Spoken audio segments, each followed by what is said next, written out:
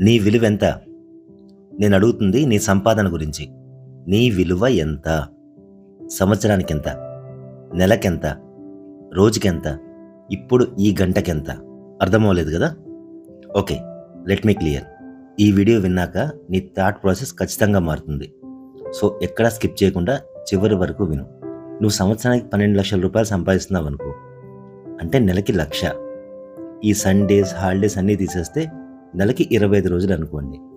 అంటే నీ 25 రోజుల కష్టం విలువ 1,00,000 రూపాయలు. అంటే ఒక రోజుకి 4,000 రూపాయలు. రోజుకి 8 గంటలు కష్టపడతావు కదా, సో 8 గంటల విలువ 4,000 రూపాయలు. అంటే గంటకి నీ విలువ 500 రూపాయలు. ఇప్పుడు అర్థమైందా? సో నిజాయితీగా ఒక్కసారి మీకు వచ్చే సంపాదనని ఈ క్యాలిక్యులేషన్లో వేసి చూసుకోండి. అంటే నువ్వు గంట సేపు వేస్ట్ చేస్తున్నావంటే 500 రూపాయలు నువ్వు వేస్ట్ చేస్తున్నట్టే లెక్క.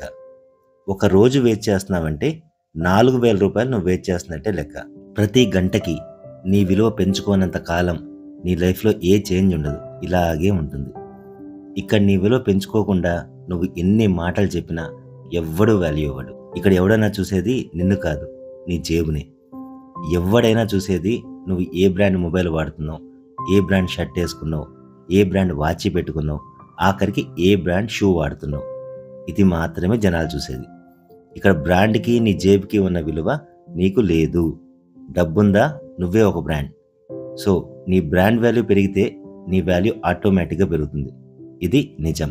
మై డియర్ ఫ్రెండ్, నీ విలువ పెరగాలంటే ఖచ్చితంగా సంపాదించింది రకరకాల చోట్ల పెట్టుబడి పెట్టి. నువ్వు నిద్రపోతున్నా నీ డబ్బే డబ్బును సంపాదించేలా చేసేయి. నీ రిటైర్మెంట్ అనేది ఒక ట్రాజిడీ సినిమాలా ఉండకూడదు, అదొక హనీమూన్ పీరియడ్లా ఉండాలి. మన బ్యాడ్ లక్ ఏంటంటే ఇలాంటి విషయాలు ఏ స్కూల్లోనో, ఏ కాలేజీలోనో, ఏ ఇన్స్టిట్యూట్లోనో చెప్పరు. ఇది మనకు మనమే తెలుసుకోవాలి.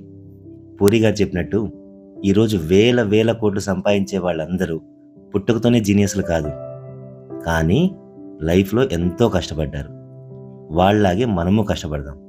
ఏదో ఒక రోజు మన మొబైల్ నెంబర్ని మన బ్యాంక్ బ్యాలెన్స్లా చేసేద్దాం. 9 డిజిట్స్ కాకపోతే 8 డిజిట్స్. సో అన్నీ మర్చిపోయి స్వార్థంగా కసిగా సంపాదించడం మొదలుపెట్టు. నీ విలువ రోజు రోజుకి గంటకి పెరగడం లేదా, నువ్వు సమాజం దృష్టిలో బ్రతికి వేస్ట్. సో ఇది సంగతి. ఈ వీడియోని లైక్ చేయడం మాత్రం మర్చిపోకు, ఎందుకంటే నువ్వు లైక్ చేస్తే ఈ వీడియో నీలాంటి చాలా మందికి చేరుతుంది. ఇంకా మనం ఆడుకోవాల్సిన చాలా ఉన్నాయి. ఛానల్ని సబ్స్క్రైబ్ చేయడం మాత్రం మర్చిపోకు. నెక్స్ట్ వీడియోలో మళ్ళీ కలుద్దాం. నేను మీ గాంధీ. జై హింద్.